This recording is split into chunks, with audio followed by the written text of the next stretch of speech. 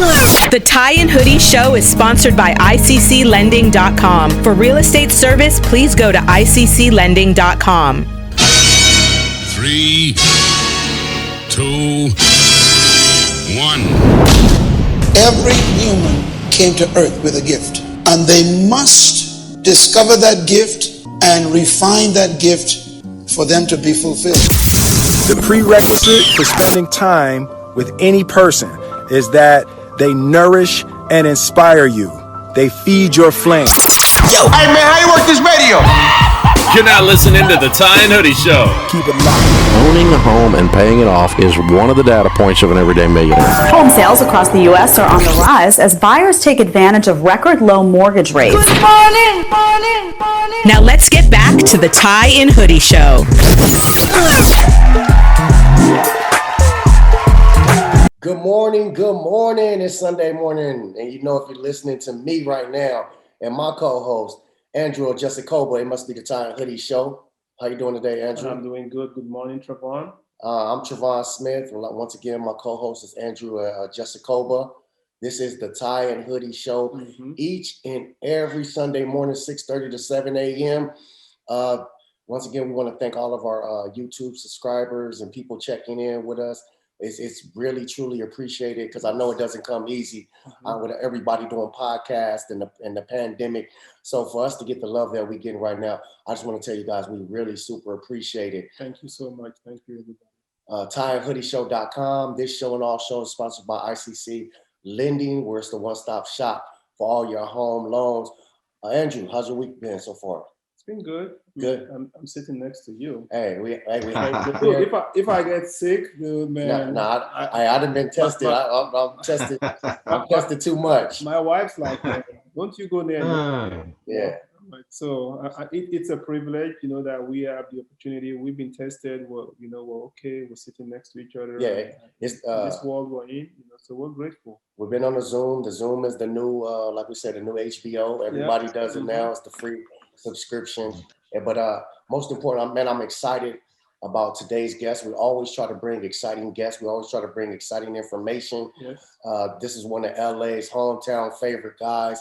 I know for a fact because I've been around the dude in a whole lot of LA situations. So LA, you have to stand up and support this man right here. I can't wait to hear his story. We're going to go a little bit more in depth than I've ever heard. Usually we just do, talk about his company because he does a beautiful thing with kids. And me and Andrew talked about it. It was like, we have to have this guy on. Yes. But without further ado, Mr. Edwin Henderson, how you doing today? Great, man. I'm great. Thank you so much for having me. It's truly a blessing to be here. And, in the midst of the pandemic, man, we're all still standing. Hey. We're still here, so it's truly a blessing to be here. Thank you. It is a blessing because, we know sectors of the industry or the world. I mean, besides the fact that people are dying, people right. are sick and people are stuck in a hospital, we have a lot to be grateful for to sit here today and just be having a conversation. So, it's first time meeting you. I know you, Trevon, are kind of connected, but thank you so much for, hosting us with your, presence. We appreciate it. Thank you. Thank you. And I'm a fan. As we've talked, I'm a fan of testimonies. I just want people. The whole Tie and Hoodie Show concept is about personal growth. In some aspects, we get into financial literacy, which leads to financial freedom. But the whole, the basis of it is personal growth. And I know your story. I know what you do for the city of Los Angeles. And I definitely want people to get our viewers and our listeners to get an understanding of what's going on in LA. I think it's important for shows like this, the Tie and Hoodie Show, to bring forth the small businesses and businesses of Los Angeles that hold it down, that might not be entertainment or sports or whatever, that get the right. But your program is something that's beautiful and it's important. So if you could just talk to the listeners right now and tell them a little bit about who you are, what you come from, your story, your testimony, what you overcame. Okay. Okay, man. How much time do I have? Because I can give you the short version of the long, medium version of the long version. Give us the short mini version. The short mini version, yeah. The short mini version. Okay. All right. So I grew up in LA, man. Right in the Nipsey Hussle neighborhood. My whole life. Went to Westchester High School. Played football.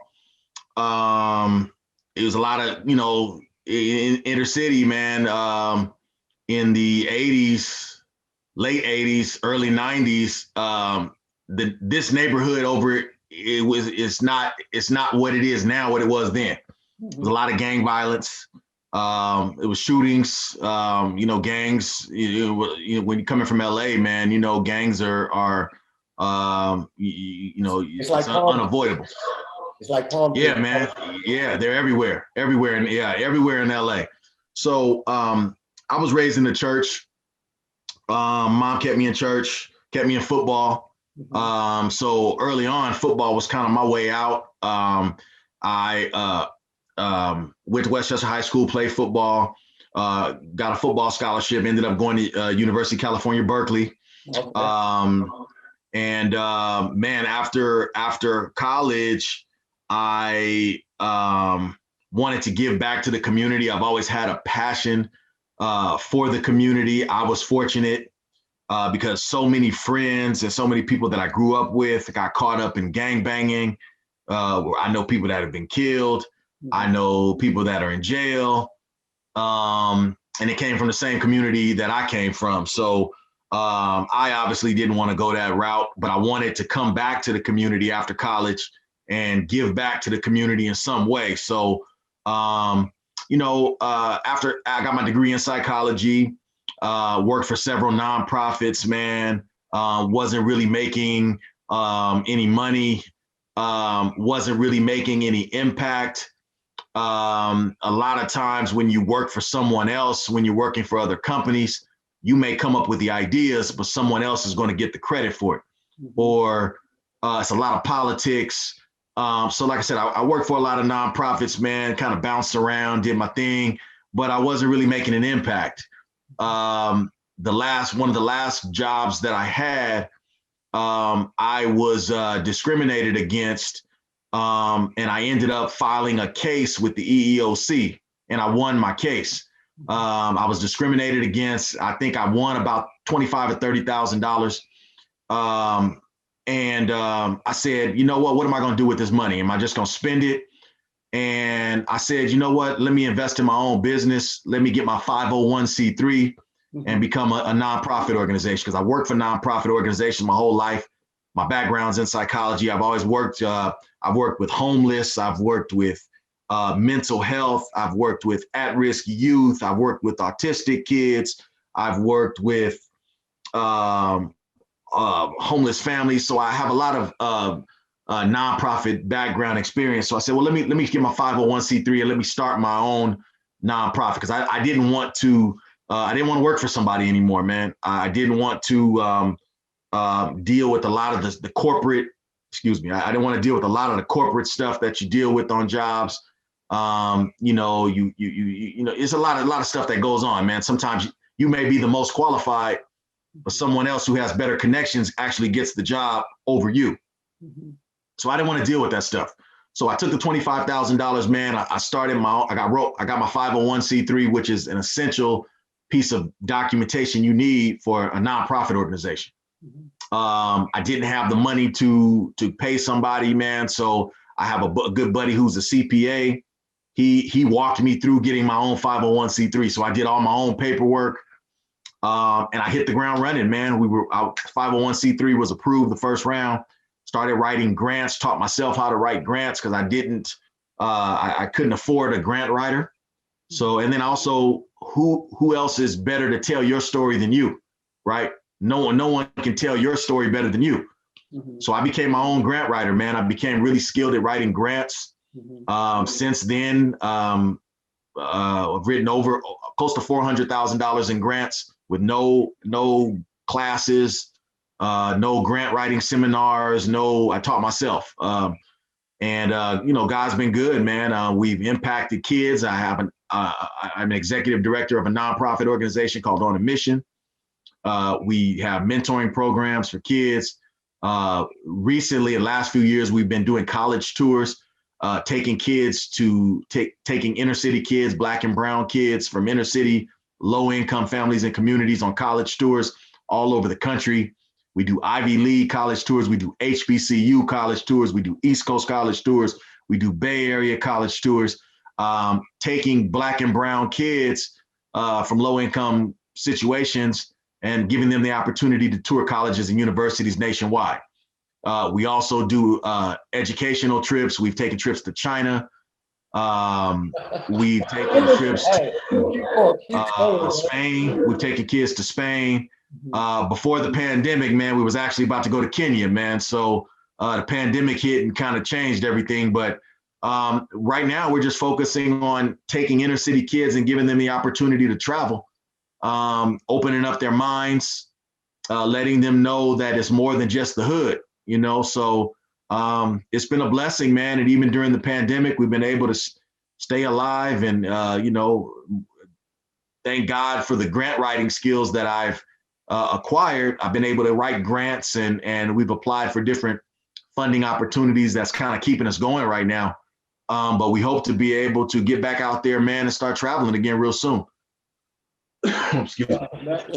I knew you did a little bit. I'm gonna let Andrew talk, but I didn't know you did that much. That's man. I just gave you the short version, man. You gave us the intro version, I guess. I mean, this is not. Yeah, that's right. The intro version, that's right. of a 3-hour seminar, I guess. You know that we just. Oh man, it's all good. Yeah, you know. I mean, if you're just joining us, I mean, this is.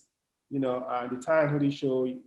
Our guest today is Edwin Henderson, and I'm impressed, bro. I mean, not impressed. I'm humble. I mean, by all the things. Brother. I mean, I'm really humbled. You know, when I see people who come from challenging situations, and that drives them to the anger and drives them to say, okay, no, things ought to be better than this. You know, and not right. You talked about, you know, I'm originally from Nigeria. Just in case you didn't know, I'm from Africa. Okay. I grew up in Nigeria. I was fortunate enough to come out here on a track scholarship, and you know, I didn't know much still, but I was lucky. I didn't get the road. You know, suffered a lot, but still now I know what I'm doing. But the point I'm trying to get to is when I meet a lot of you know, brothers, minorities out here and sisters, and they're like, well, I want to get money. And you were talking about ways to get money and do something positive with it. You know, that's why I don't hear that a lot from a lot of people, you know, and that's important. You know, there's a lot of things you've talked about that, you know, we can break down for 10 days, but the one that jumps out to me the most is you wanted to go back and you wanted to give back. You know, that was deeply rooted in you, but there were so many hurdles that you had to learn how to get over. Instead of fighting the hurdles, you learn how to get over them. And that's what I think you should tell our listeners a lot more about, how to get over the hurdles, not fight the hurdles, because you can fight and lose your strength and lose. But if you learn how to get over it, it's a hurdle for a reason. It's going to stay there. The hurdle's not going to move. You have to get over. You're right. That's right. That's right. More about how to do that. Yeah, man. So like you touched on it. You touched on it perfectly. You have a lot of young people. You have a lot of people that feel, you know, they want to get money. And any young person out there, anybody listening to this podcast right now, with the idea of getting fast money or getting, you know, some type of money, you know, if it's not legal, like you said, you're going to lose. If it's not a legal method, there's no way you're going to beat the system. They may not catch you now, they may not catch you later, but they're going to catch you. So, you know, like I said, man, there are a lot of opportunities out there for minorities. There's opportunities out there for every situation imaginable. Single parent, kids that come from single parents, first generation college students, first generation, somebody who wants to start a business, somebody who wants to pursue whatever. I mean, there's so many opportunities out there. So like I said, in my particular situation, I knew I wanted to give back. I knew I wanted to come back to the community. Like I said, I grew up in the Crenshaw area, you know, like I said, right where Nipsey, right down the street, right. In fact, I'm at my mom's house right now. I came by to see how my mom is doing. And she's 5 minutes from Crenshaw and Slauson. Not even 5 minutes, maybe 4 or 3 minutes. But you know, it's just so many young people that grew up in these communities that have kind of gone astray. We know that the opportunities in some of these communities aren't the same as if you go on the west side. You know, a lot of kids over there have more opportunities and different opportunities. So like I said, my thing was I had worked for a lot of nonprofits, so I knew that there's money out there. You just have to know how to get it. So for me, the first time that my first grant that I was going to apply for, the lady said, well, I charge $1,500, you know, and she says, well, by the way, I can't guarantee you I'm going to get the grant or not. So I'm like, okay, I'm going to pay this lady $1,500. She doesn't know whether she's going to get the grant or not, but I still got to pay that $1,500. And she's telling my story, or she's telling the story of an organization that I started.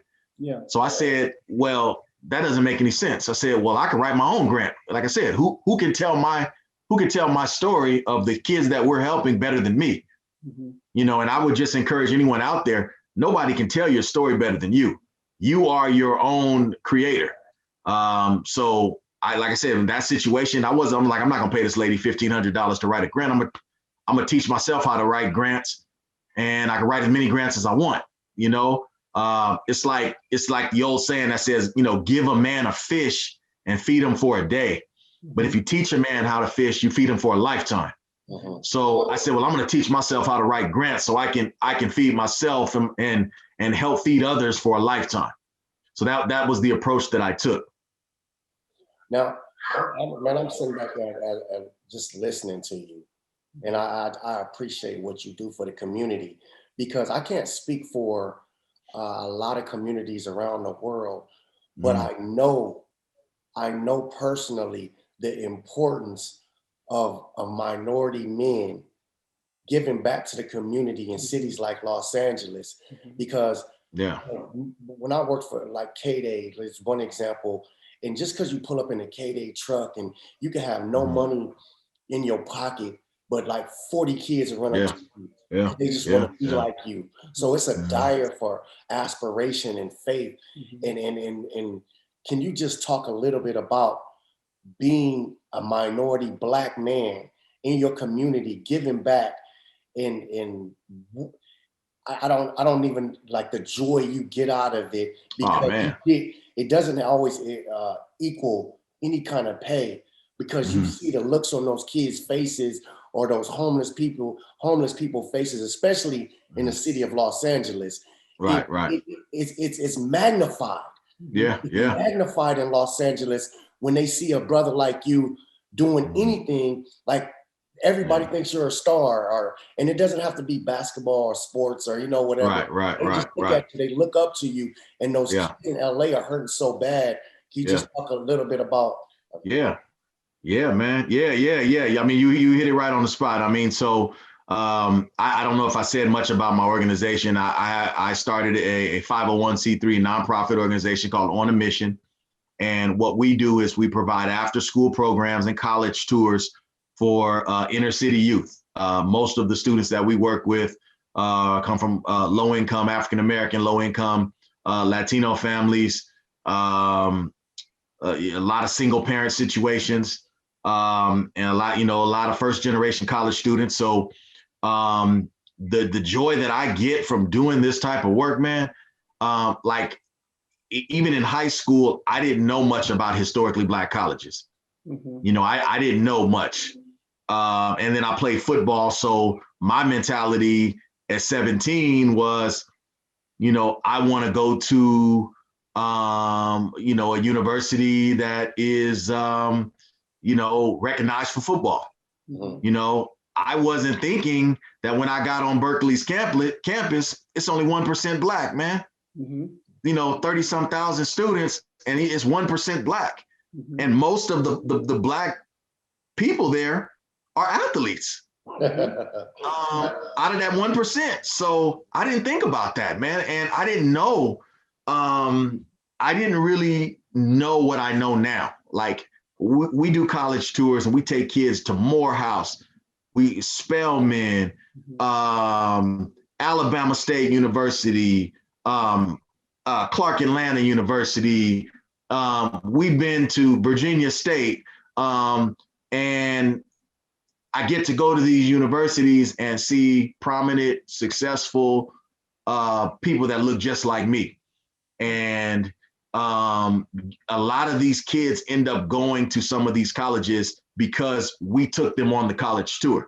Open their eyes. Now, there's nothing wrong with going to a Cal State LA or a UC school or a private university, but it hits a little different when a lot of people a lot of professors that you meet look just like you.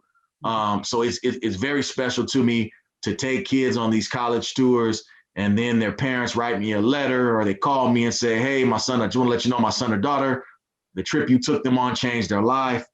They ended up, my daughter was accepted into Spelman. My son was accepted into Howard University. My son is going to Tuskegee University. It brings me a lot of joy to know that I had a part in these kids' lives. Mm-hmm. That they chose a college that they probably wouldn't have chose if they hadn't gone on one of our college tours. So it brings me a lot of joy because we want our young people to make the best decision for their lives as possible. And if you don't know all of the opportunities out there, how are you going to make the best decision possible?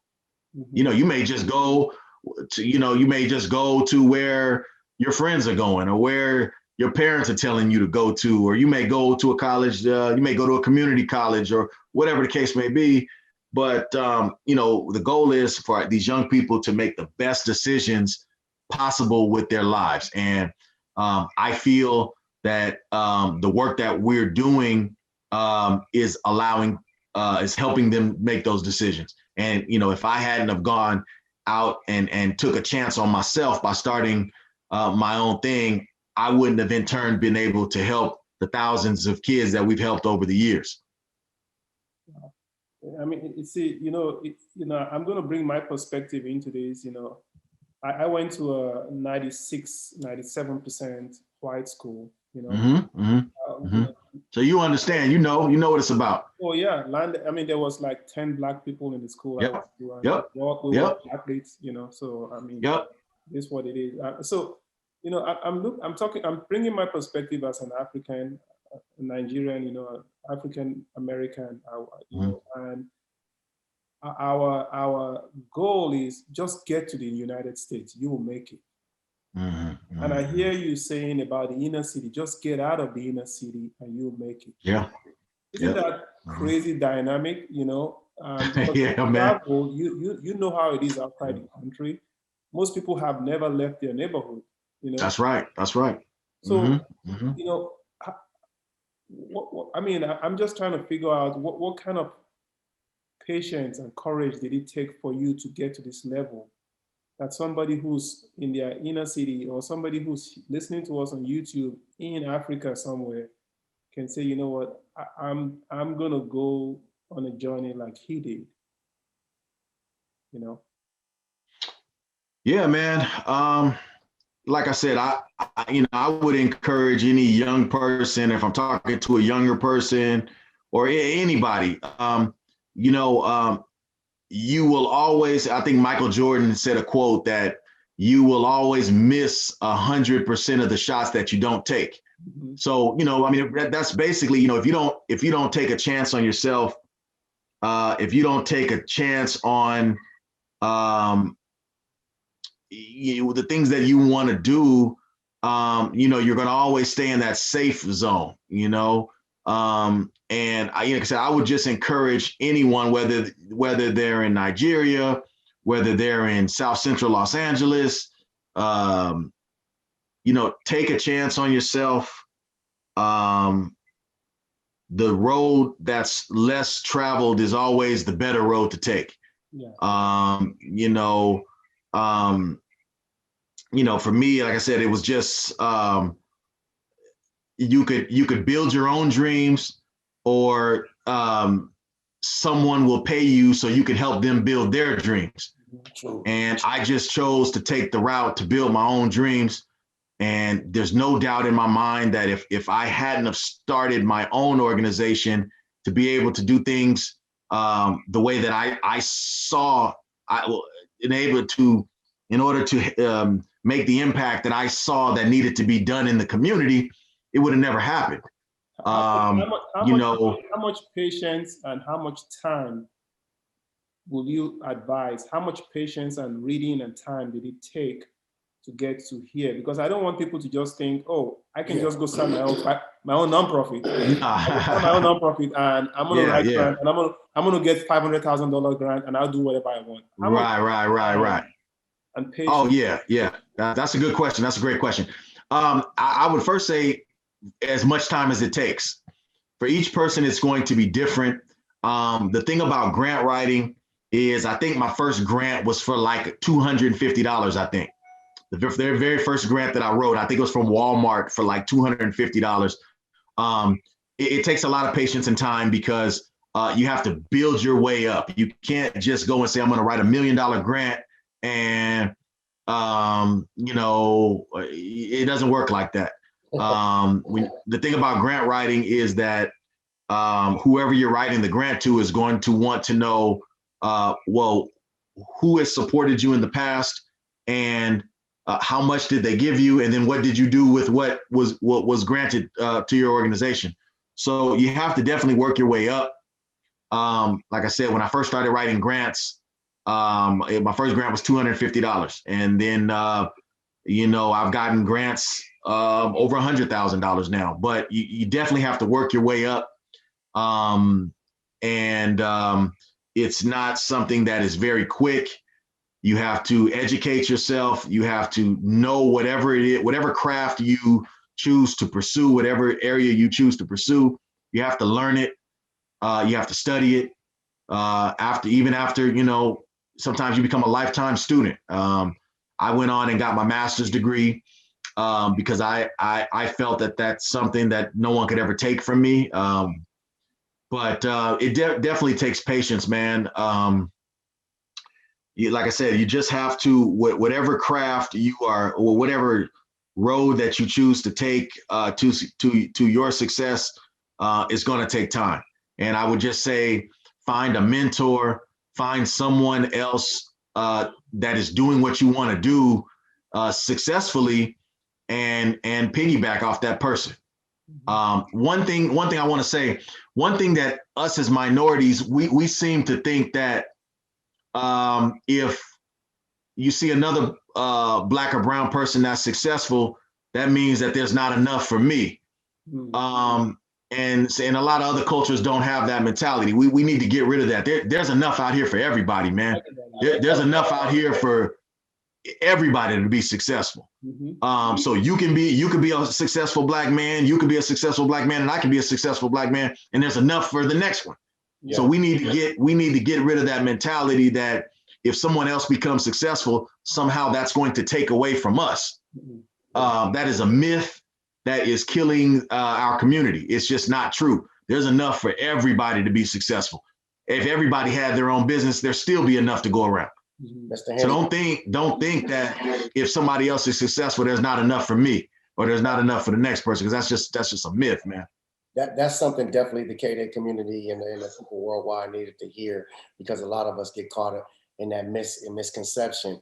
I just want to praise you for, I think it's very important to show a child that what you're doing as far as opening their eyes and introducing them to something is so extremely important that their words can't even match it, because a lot of people don't want, because they've never seen. Right. So when you give them that experience, then they say, oh, it's possible. So that's why a lot of us, saying like, with the recent vice president or the past president, like our kids and minority kids are saying, or even Senator Padilla, it's possible right. as a Hispanic or a little black girl or whatnot. We don't got that much time, man, but I don't want to cheat you. I want you to get information out for your company and how people can help you. Even though you get grants, like ladies and gentlemen, don't have the misconception that providing for these kids, these grants do it all. No. This man needs help. More community people need help. So please give that information out where people can absolutely out, whether it's volunteering, whether it's financial, and they can contact you out. Don't be humble, even man. Give it to them.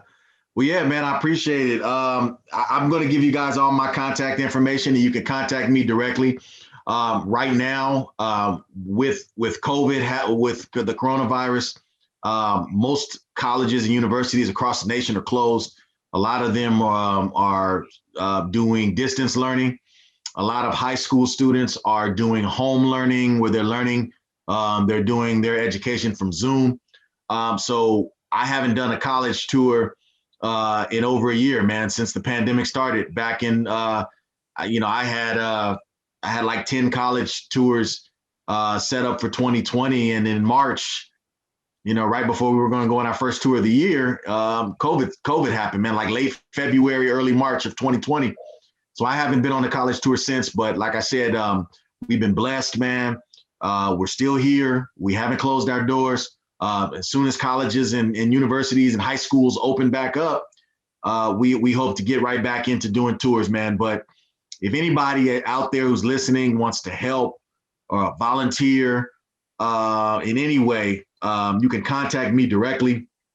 My office number is area code 323-298-4779. Once again, that's 323-298-4779. You can email me, ehenderson@joinoam.org. Once again, that's ehenderson, HENDERSON@joinoam.org. We're on social media. We're on Instagram, OnAMission Inc. You can check out all of our college tours, all the things that we do with students. OnAMission Inc. spelled out OnAMission Inc. We're on Twitter at OAMINC. But just call me directly. You can call me or email me. We'll make sure we get all the information up, show information and stuff like that. I want to thank you for coming on. I appreciate you representing. Thanks for having me, brother. I appreciate you representing Los Angeles the way you do. Appreciate it. As a minority, thank you, brother. as a black man. Look, I got the Q guys hitting us. Hey, it's the Ty and Hoodie show, 6:30 a.m. to 7 a.m. Thank you, man. Thank you, fellas. Appreciate it. It's all sponsored by ICC Lending, your one-stop shop for home loans. If you missed any part of the show, go check it out. We'll have all his information posted.